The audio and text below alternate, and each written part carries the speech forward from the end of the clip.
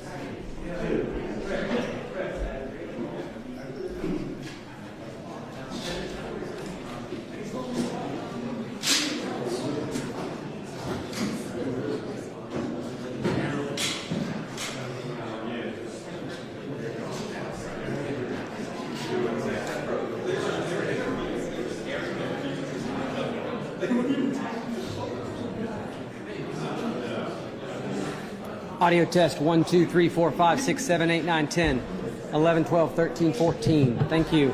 Photographers, do you like this big wide gap I've given you here? It's nice. Fighting for you. Okay, thanks.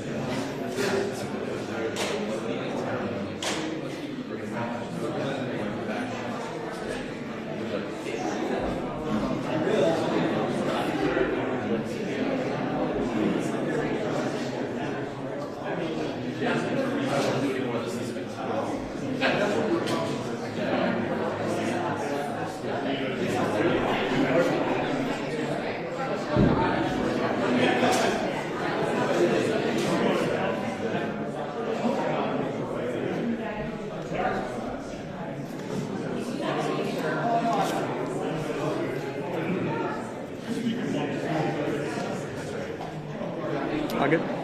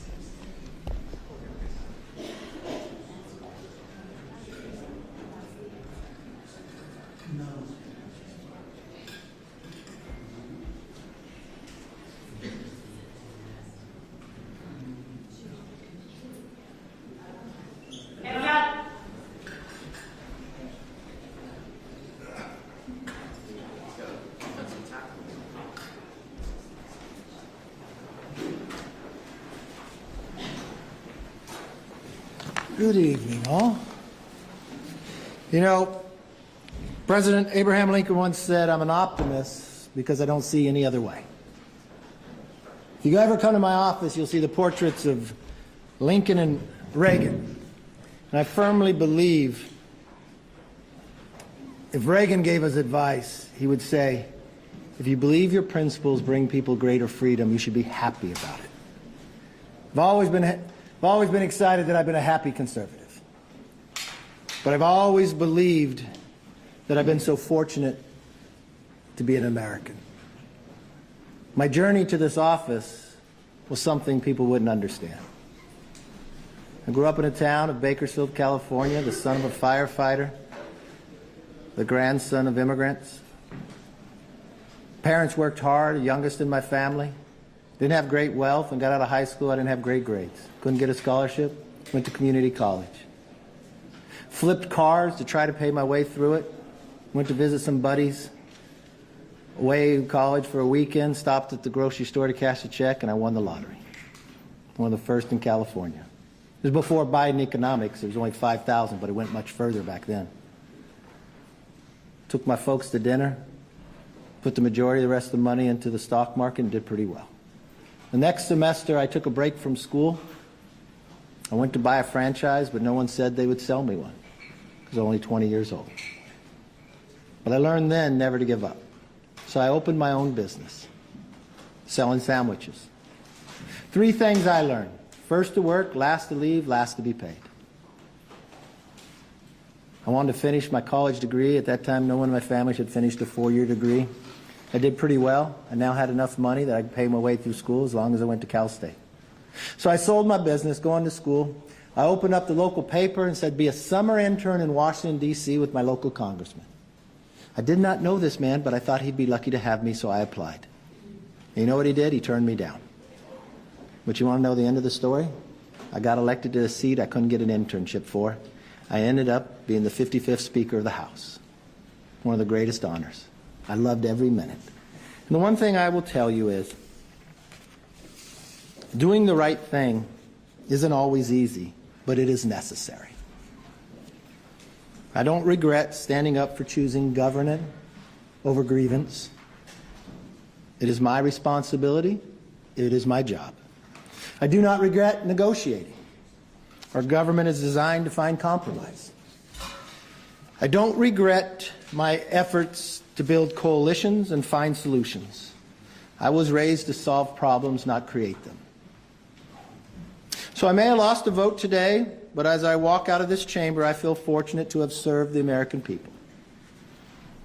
I leave the speakership with a sense of pride, accomplishment, and yes, optimism. From the day I entered politics, my mission has always been to make tomorrow better than today. I fought for what I believe in, and I believe in this country of America. My goals have not changed. My ability to fight is just in a different form. You need 218. Unfortunately, 4% of our conference can join all the Democrats and dictate who can be the Republican Speaker in this House. I don't think that rule is good for the institution, but apparently I'm the only one.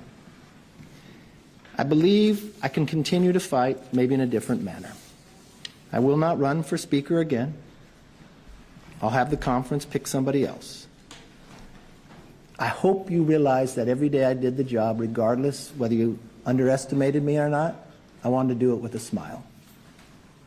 I grew to enjoy you, even on your toughest days and your questions. I could always tell what day it was based upon your question. Monday, you would ask if I could pass the bill. Tuesday was whether the rule would pass. Wednesday was the greatest challenge ever to my speakership. And Thursday, when we passed the bill, you didn't think it was a very big deal. And it all started again on Friday. You know, I wouldn't change a thing. I do believe, I got a new portrait in there too of Teddy Roosevelt. You all know the man in the arena, one of my favorite parts of it, who errs, who comes up short again and again, but there is no effort without error and shortcoming. who spends himself in a worthy cause, who knows the triumph of high achievement, and if he fails, at least he fails while daring greatly. I always like to take a risk. Saturday, I took a risk for the American public. Regardless what anybody says, no one knew whether that would pass. The Democrats didn't want that bill. Yes, they pull a fire alarm. Yes, they do their conga line. Yes, they wanted to delay. But it was all for the American people. I could not look the troops in the eye and say I would not pay them. For those who spoke on the floor, I thank them for their positive talks. I don't know what those who voted against and said there was some deal, they were never a part of any deal. For those who said about what we accomplished, I'm proud of what we accomplished. From the Parents' Bill of Rights to our energy bill. But if they want to hold me liable because the Senate didn't take it up or the President didn't take it up, that's politics, for what I know. But the one thing I do know, this country is too great for small visions of those 8. To any child that are listening and who are coming to visit the Capitol, this is a place I want you to visit. I liked opening the Capitol back up again. I liked taking away the metal detectors. I liked committees being able to work. I liked people being able to visit. I hope you liked being able to be back in. I think it was important that members actually show up to work as well. You know, to paraphrase Lou Gehrig, he said, I might have been given a bad break, but I truly still consider myself to be the luckiest man on the face of the earth. There's no other country that you could rise to be the 55th Speaker, not get an internship, and be able to fight for the American public. So it was my greatest honor to be able to do it. I loved my conference well. I loved the ability. I've been a part of the leadership team for quite some time. We won 2 majorities. As leader, I'm proud of the fact we only gained races, only gained seats. I'm proud of the fact as a Republican leader, we elected more women. We elected more minorities. We expanded the base. I'm proud of the fact that for the 5 years I was leader, 2 election cycles, we gained 5 more seats in California, 5 more in New York. We won in places no one thought we could win. The same thing, you would underestimate me. You always said we'd lose each time around. We kept gaining. I intend to make sure that we gain and keep the majority in the next cycle as well. With that, I look forward to your positive questions. Yes. Oh, I'll look at that. You still obviously command a lot of loyalty within the conference. We've heard you say approximately 10,000 times that you never give up. So I'm wondering, why not? Why did you make the decision not to put your name forward again and try to grind it out like you did when you won the job in the first place? You know, you need 218 for the rule, 218 to move forward. And I'll never give up on the American people. That doesn't mean I have to be Speaker to do what I have to do for the American people. There's a lot of things I could do for the American people. But you know what's interesting? Everybody's sitting there.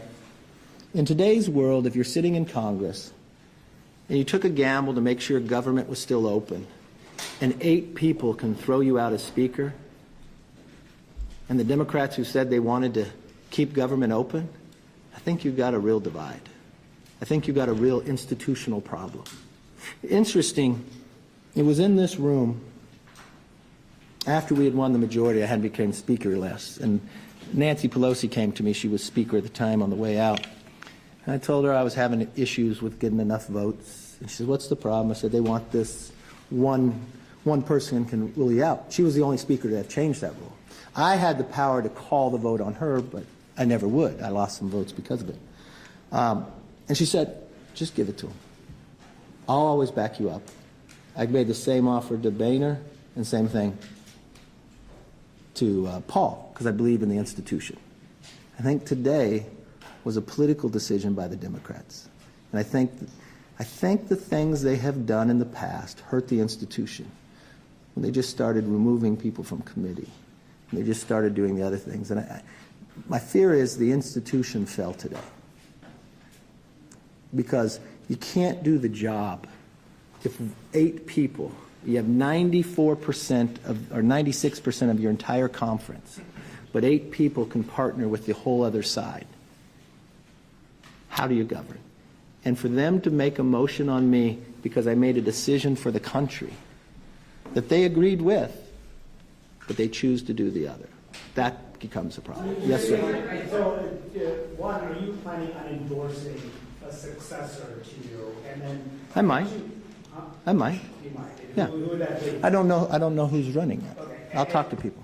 And when you look back, is there anything you could have done differently to with those 8 members? Yeah, a lot of them I helped get elected, so I probably should have picked somebody else. What about Democrats?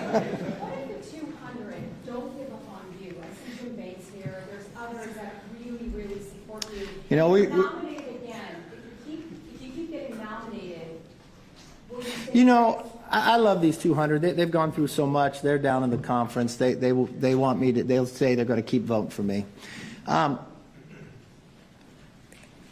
I think you should put the country first. You know, this job was never about me. I hope you felt that I always felt, what can we do best to move forward? I mean, I treated Hakeem the way I wanted to be treated. I'd tell him things we were doing throughout, so he never was questioned. I wanted to bring the body back differently. We created a select committee on China. I changed the Intel committee. They just came back from MIT where they all had bipartisan briefing on AI and quantum. Started doing briefings with AI the whole conference of Republicans and Democrats alike. We're far from solving that problem, but I'm proud of what we were able to do there. So we'll continue. Yes, sir. When did you make this decision? Did you know the most eventually succeeded that you would not run again, or was this right afterwards? You know, not all those 8, but these are the same people that never voted for me. They thought it was big. They went to present after we went through 15 rounds. Why do I do something for myself that can hurt the country? Why create? I'm not quite sure those individuals are looking to be productive. It concerns me as a Republican based upon watching what they do. I want to be a Republican and a conservative that governs. And we're going to have to find our way to do that. The challenge is we had so many opportunities. These are the same people that sat on the floor and criticized me that we didn't get all 12 spending bills done, but we first had to do a debt ceiling that they didn't support. They held up every appropriation bill in the summer because they wouldn't let it come through. After the debt ceiling, they stopped us from doing anything on the floor. When we had a continuing resolution that would do something on the border, I listened to one talk about how it made him think about the border and when he voted against it. And then they wanted to challenge me because I worked with the other side so America could go forward and government could stay open. You know, if you have to lose for something, I will always lose for the country. It is a much better battle to have. Mr. McCarthy, Yes, sir. Mr. McCarthy. Doing this job, what advice do you have for the next speaker? What would you like to see the next speaker? Change the rules. Do you regret allowing people to be in place? Do you think I let it? I mean, for the whole point, I mean, if you talk about like a Gates, the Gates came to the whole conference and said, we will never use this. We'll never use this, you know. I mean, this is a man that sat there on the 14th vote and said, okay, I'm going to vote for you next time, and falls back and not. So, I mean, it's just the trustworthiness of a lot of individuals. It makes it difficult. But I do not think, regardless of who the speaker is, that you should have that rule. You know, everybody had it but Pelosi, but it was never used until it started getting used against Boehner.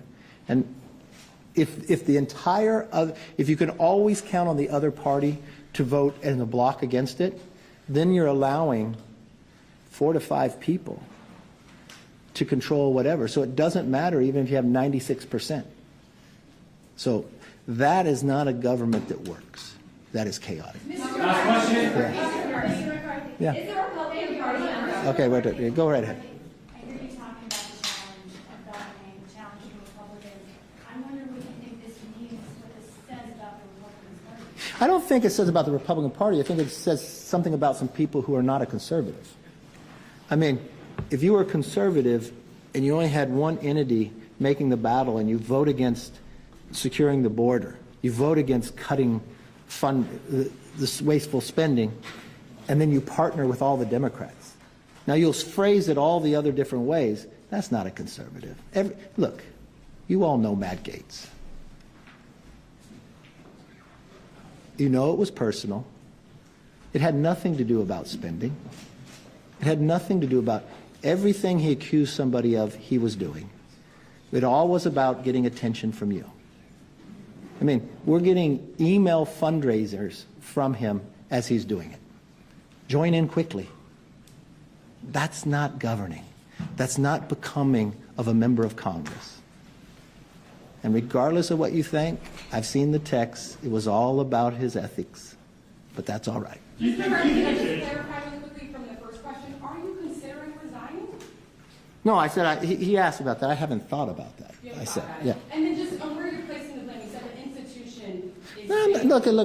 No. I'm not going to blame anybody. There's not blame anywhere. Look, I give it as good as I get it, right? So you know the challenge. I knew going in. You would take a poll all the time. Is he going to get thrown out this week? But you know what? If I lose my job over doing what I truly believe was right, I'm very at peace with it. You asked earlier, like, when did I decide? I knew they would make the motion on me. It didn't make one bit of difference. I felt very comfortable in that decision. And I think the American public believed that decision was right. Matt Gaetz should be expelled from the Republican conference? That's the conference's decision. Mr. McCarthy, now, you mentioned that you're looking to maybe help skill in another way. But would you consider having a position somewhere in Congress, whether it's leadership or the chairman? Can you talk about that? No. There's a lot of great people in conference. There's always other people to do jobs. It is amazing the talent that we had. And the one thing I've always hoped as Speaker that we lifted more of that talent up. I look at people doing a lot of different jobs and the different opportunities we did, and they're doing an exceptional job. We have so much talent. It is remarkable. Yes. Was this kind of in your mind a little bit preordained from the beginning? Obviously, it was a much more narrow majority than what you anticipated, what Republicans considered. 15 rounds, the longest speaker's race since 1859. And then I made history, didn't I? It was well, you did do that, yeah. But was that kind of always thought that it was inevitably going to go this because of the narrow majority and because the writing might have been on the wall? Well, would any of you think if it took that long and you had one person, you knew it was always a possibility, so that was fine. Didn't bother me, didn't change any of my decision I made. But it was interesting. I read a tweet the other day of Matt Rosendale. He goes to Mass every day.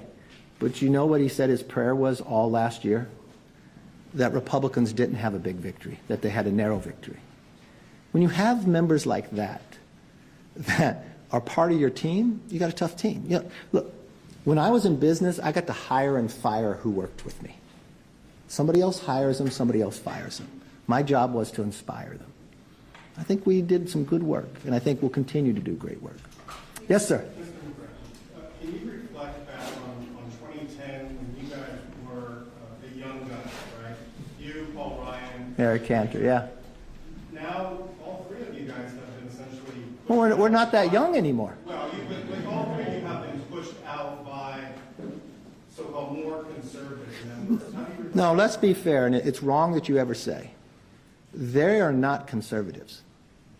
They voted against, one, the greatest cut in history that Congress has ever voted for, $2 trillion. They voted against work requirements.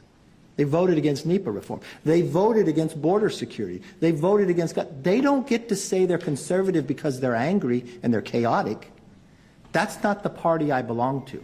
The party of Reagan was if you believed in your principles that you could govern in a conservative way. They are not conservatives and they do not have the right to have the title. Yes. You worried that Donald Trump's conservative party in this direction that makes it difficult to govern, makes it difficult to get conservative voices? Why do you say that? Because your question doesn't hold true to history. When Donald Trump was president, we did tax reform. You can look at all of our different successes. So, I mean, you may dislike the policy, but we've been very successful. You watched the Abraham Accords. I mean, you can go victory after victory.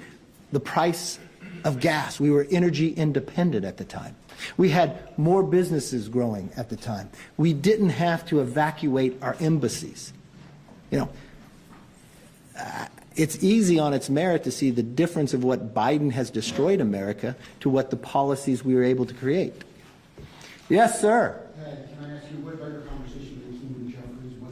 What did he ask from you? What were you asking from him? No, we didn't ask for anything. You didn't ask for anything at all? You didn't ask for anything, impeachment inquiry or anything like that? No. And, you know, I have a lot of respect for Hakeem. He wants to win the majority. I heard what they said in conference, you know. Why would they vote for me if I've won every time as leader? I raised 70% of all the money.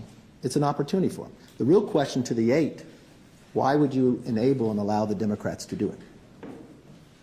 That's the question, yes. Do you regret making concessions to those holdouts? What concessions did I make?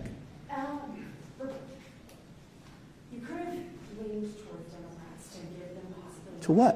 to secure your speakership in the first. Look, I'm not going to, no. I'm a Republican. I win by Republicans and I lose by Republicans. It's not that way. And so, did I work with, I believe you should work across the aisle. I worked across the aisle at times. Do I want to make the bill the most conservative possible? Yes, that's the goal. It's difficult when you can't get 218 for the conservative bill. And then they want to challenge you when you went and solved and kept the government open. Yes, sir. The last few months, you've been a firewall against the debt ceiling crisis, government shutting down. We did pretty well, didn't we? How big of a risk do you think a shutdown is in November without you as speaker? Oh, other people can do the job. You know, it's interesting. I've never received so many texts from so many senators about how big a play we just did the other day, or how many congratulations about the debt ceiling and the other. I mean, if I would go back to the days before the debt ceiling, none of you even thought I'd get a meeting with the president. All of you'd ask me, is it going to fall off the cliff? End of the day, we worked an agreement out. Some of those people got mad about it, but 2/3, the highest number of Republicans ever voted for a debt ceiling when you had it. And you only negotiated based upon the deal we went. That was the moment they wanted to go after, and that's what they continued to follow through. You mentioned that you don't mind negotiating, you think that's part of the job and so on. You should. Look, government's designed that you have to have compromise. No, you can't get everything that you want. You know, you got a House, you got a Senate. But you had more to the question. Well, my point was, my question was just going to be that some of the criticism leveled at you today by both Democrats and by Republicans is that perhaps you've been too transactional. In which way? Part about keeping your word. In which word did I not keep? Name one thing I did not keep. Gates says that there's several things you didn't keep from January. Oh, no. Tell me. What did Gates say? What did I not keep in Gates' mind? Because Gates had never been a part of a discussion. Just because Gates said something, don't believe it's true. I haven't heard him say one true thing yet. Democrats say you reneged on what? On what? On the debt ceiling. That is not true. So no. If you're going to ask the question, you're going to say it. Tell me how I did something different on the debt ceiling bill. Any of you. Tell me what I did different on the debt ceiling, that I didn't keep my word. You said it was a floor, you said it was a ceiling. Is it not a ceiling? Okay, this is the Okay, no. When you agree to spending levels, that's the maximum amount you can spend. This is what is wrong with Washington. Because it's the height that you can spend, you can also spend less. We're a different body. So does any of you believe then the Senate broke their word on the debt ceiling? Because they spent more than the limit. But somehow I'm wrong because I want to save the taxpayers more money? We're our own body. I have 2 children. If I give them each $100 for dinner, and one spends 100 and one spends 80, am I going to yell at the one who spent 80 and said, oh my God, you got to spend it all? It's not our money. And why am I getting criticized because I'm fighting for the American people that we can eliminate waste? And you know what? We're our own body. So if we can pass the bills, and the Senate can pass the bills, but they pass them higher, but they haven't passed anything, somehow I'm wrong? I kept my word. I did not spend over the limit. They broke their word. You don't feel you're too transactional, though. Okay, you used the word, how was I transactional? If you ask a question, I want you to show an example. Give me an example. The definition is basically this for that. So what did I do this for that?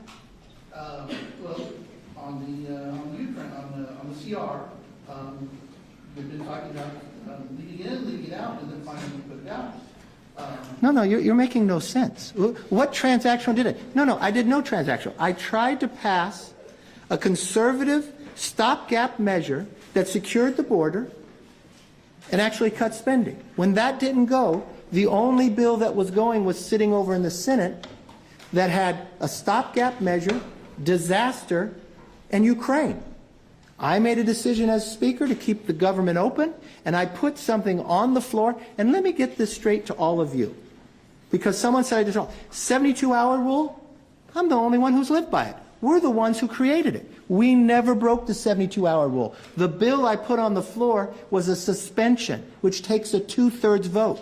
And you know what? You can put a suspension on a rule, and you can waive it based upon the leadership. That's exactly what I followed. So my question to you is, when somebody says something, don't take it that it's gospel. Why don't you ask them to point? When Gates said I didn't follow, said, show me one place. You saw Massey, Thomas Massey, who is the hardest line person, say we followed all the rules all the time. That he was in the room when the agreement was made, and then we surpassed what we said we would do. So if you ask me a question, I'm going to answer back, because when it's not true, it's not fair. How important is it that the Speaker of the House be a member of the institution? Some members are floating in former President Trump. They always float some of the names. Yes, you had. Okay. First of all, you got to be in the institution to understand how it works. And look, it's legal to have somebody else. I just do not think that would ever be good. Do I regret? You start with this question. No, I don't think you've ever been positive on yet, but come on. I have high hope. This is going to be exciting. You're rubbing on, puppy. That's a good thing. I actually don't think you're out yet. But do you regret not reaching out personally to people like Nancy Mace, Tim Burchett, who sat down on the House steps today and told reporters that you said something condescending to him? Okay, let's get through this. I personally like Tim Burchett, and I called Tim Burchett because I read his quote. And Tim Burchett's a friend of mine, which I'm kind of shocked by this. And Tim Burchett, in his quote, said, he's leaning towards no, he's on CNN, but I'm going to pray about it. So I pick up the phone and call him, because I didn't think he was already there. I said, Tim, I read your quote. You said you're going to pray about it. I wanted to talk to you about it. And somehow he construes that, I'm a Christian. I'm not going to offend somebody. I simply read his quote back. I thought there was still an opening, and I wanted to talk to him about it. He never mentioned anything when we were communicating like that. And he said, Nancy Mace is a whole nother story. Okay?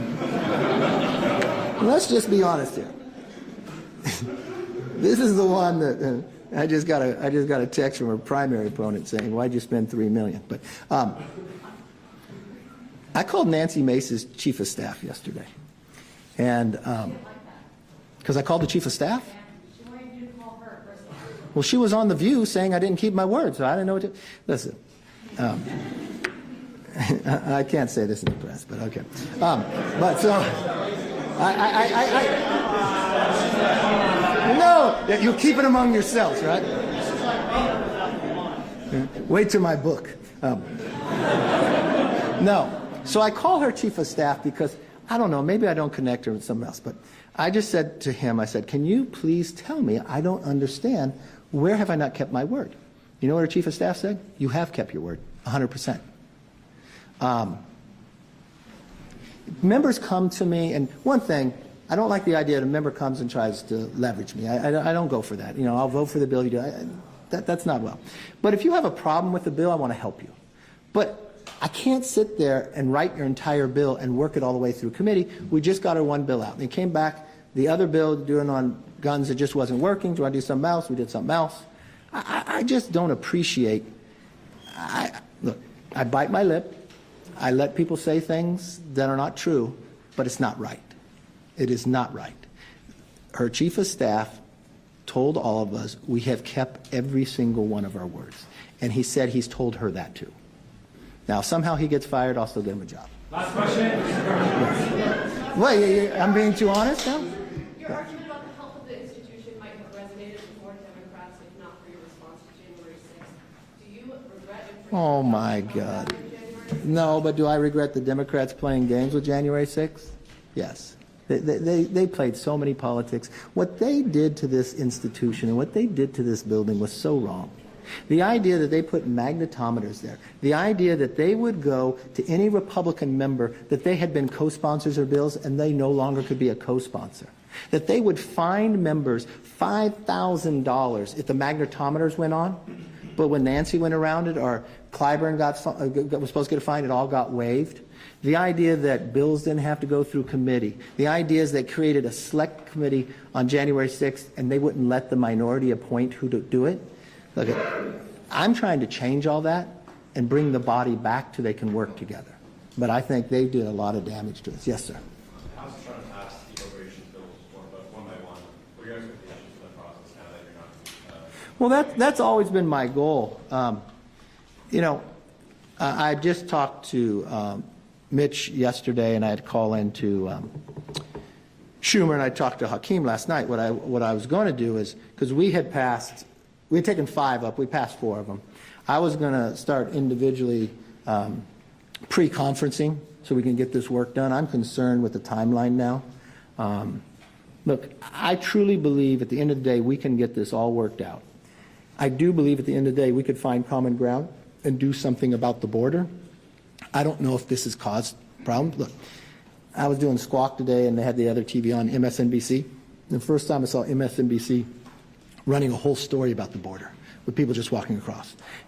Pritzker sent a letter yesterday about the immigration. Massachusetts governor, state of emergency. Connecticut.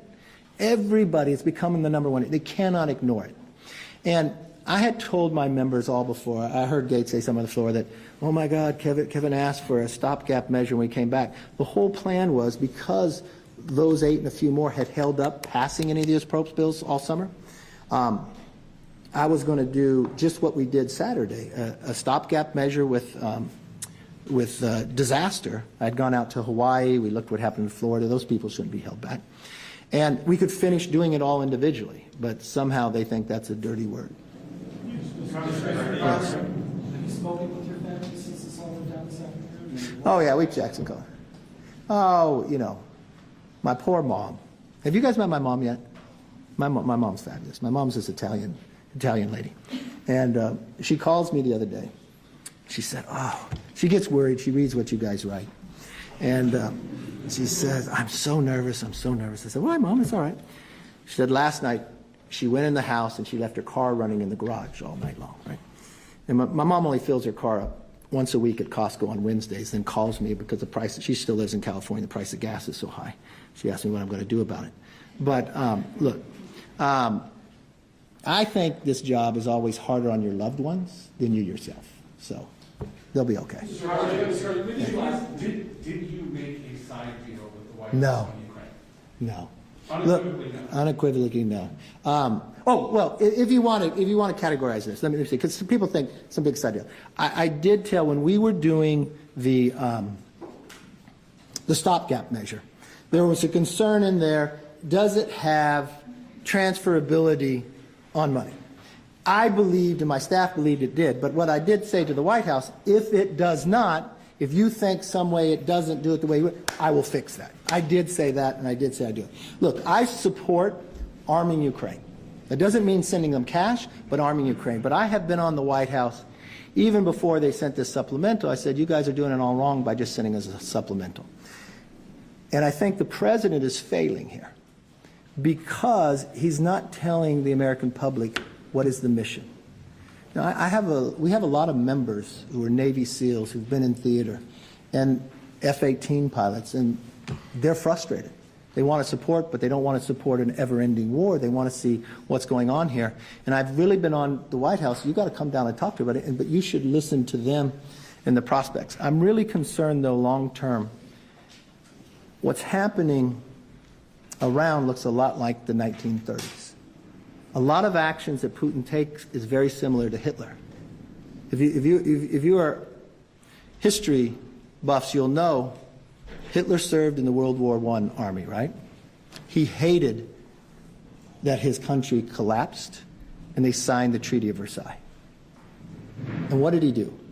He ran and created a new party and ran in democracy again and again and again until he won. And when he won, what did he do? He took the freedoms away. And then he rebuilt his military, and even though it went against the Treaty of Versailles, the world powers said nothing. And then what did he do? He took part of Czechoslovakia. He took Austria. And then he told the entire world he was going to take the rest of it on a given day. So now the world power could not sit back, so in come Neville Chamberlain. But what had happened? Well, Hitler loved it because he was equal now to the world power, but he saw weakness. Neville Chamberlain made him sign a piece of paper and told us peace for our time. And then he invaded Poland the next year, and World War II began. If you study Putin, Putin didn't serve in the Soviet Union army, but he served in the KGB. He hated that his country collapsed to the West. He hated it so much when Gorbachev died, he still didn't attend the funeral. What did he do? He rebuilt his military. But he learned something. A military makes you strong, but dependency makes you weak. He rebuilt it by selling his natural gas to Europe. But when his pipeline that went through Ukraine, when they changed power, he didn't want to pay. So he proposed a new pipeline, Nord Stream 2. Everybody loved it. America at least sanctioned it. Merkel said, great. But what did he do when he rebuilt his military? Invaded Georgia, took part of the Donbass, took Crimea. And the world powers really didn't say much. But then when he parked 100,000 troops on the border of Ukraine, and after he watched Afghanistan collapse, that's going to give us challenges for the next 2 decades. He got his meeting with the world power. So in comes Biden. And what does Biden do? He lifts the sanctions off Nord Stream 2, but asks nothing for it. Putin misreads that and invades Ukraine, thinking it would collapse in 2 weeks based upon Afghanistan. But now we have something even worse that's happened in the 1930s. Before Hitler moved, he created an axis of power, right? With Italy and Japan, all countries who wanted to expand their sphere of influence. Before Putin invaded Afghanistan, what did he do? Create an axis of power with China, North Korea, and Iran, all countries who want to expand their sphere of influence. So what we do here is very important. We can't sit there and just collapse it, because they'll look from Afghanistan. We can't just throw money at it. If we provide the weapons to be successful, but why it's so much personal to me, in 2014 or 2015, when Putin invaded the first time, I went to Ukraine. And then I came back. And I took a bipartisan group, and we went to the White House. And we sat in the Situation Room with then the vice president who was in charge of Ukraine, Joe Biden. And we advocated, let's sell them javelins so they can stop tanks. So they wouldn't invade. He said no. He said Europeans wouldn't want it. I said, well, why don't we sell them to them now and keep them in Poland then? Didn't think that was right. And I fear of making the same mistake twice and sending the wrong messages. But the thing I would tell everybody is, more Americans are dying on the southern border than are dying in Ukraine. Each and every day, a plane of Americans crash from fentanyl. And I don't understand how the White House continues to ignore it. My whole plan, and I've been up front from the very beginning, what I would say, if you want anything on Ukraine, we got to do something with the border. Mr. President, you mentioned earlier you regret helping get some of these. I was joking. They're all right. Considering supporting primary challenges to any of these eight Republicans? Well, you know, one of the things when I was running for Speaker, that said I couldn't get involved in primaries. But I told the conference I'm a free agent now, aren't I? I think I'm pretty good at electing people. Mr. McCarthy, when was the last time you spoke to President Biden, and do you expect to now? You know, I was thinking about that. It's been a long, long time. I couldn't remember when I spoke to him last. You know, I've worked with a couple different presidents. I would have thought, I thought we had built some respect for one another going through the debt ceiling. I know he got frustrated with me, but, and I have a great deal of respect for the people in his office I worked for. Rachetti and all them, I think they're, look, we have different philosophies, Schwanza and the others. They're smart, I respect them, they were honest, and I thought we made a good agreement. As a president, I would engage more. I think being hands-on, look, you're the leader of the free world. All the other presidents, I think bringing people together is a better way, talking through stuff. When you're in those rooms, you can talk about all sorts of things. Do you think opening an impeachment inquiry into him and the behavior of his son might have contributed to that? To what part? The part about you guys not communicating very much? No, let's talk about that. You guys play, and remember what impeachment inquiry is. It is simply the ability to give the House, Republicans and Democrats, the power when you request for information. So if you were lawmakers, and I hold you in high esteem because you are investigative reporters in America, you're supposed to cover this stuff. When I came into power, I didn't know any of this. I did not know when he was vice president that his family created 20 shell companies. I had no idea about that. Not saying that's wrong. I did not know they got 16 of the 17 payments from Romania while he was vice president, and he was supposed to be in charge of Romania. I didn't know that. I had no idea when a whistleblower came to us and said that the FBI has an informant they still pay who claims that the president was bribed by $5 million. And what's interesting, we had to fight to get that document. And when we got that document, it said it would be hard to find because he has a lot of shell companies. Then I had no idea that IRS agents would come to us. How would I know? They'd come to us and say, look, we've worked for 16 years. We don't have any political basis on the other side, but we're concerned with what's happened here. That DOJ allowed the statute of limitations to run out. That they weren't allowed to interview Hunter because when they went and told the FBI, they told them. And then they even told the inaugural committee, I didn't know how that play in, that the DOJ would call Hunter Biden's attorneys and tell them that they didn't even know about a storage unit with all the papers before they could go there. The president told us he never had a meeting. He never talked to his son. Look, when he said he never talked to his son, I didn't believe that. And I don't think it's wrong if you talk to your son. I want you to talk to your kids about anything, right? Doesn't mean you're influencing something. But he literally, I had no idea that the partner to Hunter Biden that also served on the Ukrainian Energy Board said they would literally call into meetings. And then he said that they were getting a lot of pressure, Burisma, to do something about the Ukraine prosecutor. And I did know the president tell the entire country that he withheld $1 billion of American taxpayer money to get rid of the prosecutor. And then we found out that the president not only called into meetings, that he went to Cafe Milano. He went to Cafe Milano more times and met with the foreign business partners of Hunter Biden than he has gone to the border in 50 years. But with each meeting that you went to Cafe Milano, and I've never had this happen. I've been to Cafe Milano, but I've never gotten a new Porsche the next day, and I never got $3 million wired to me from a Russian oligarch. So if you knew all of that, would you at least say,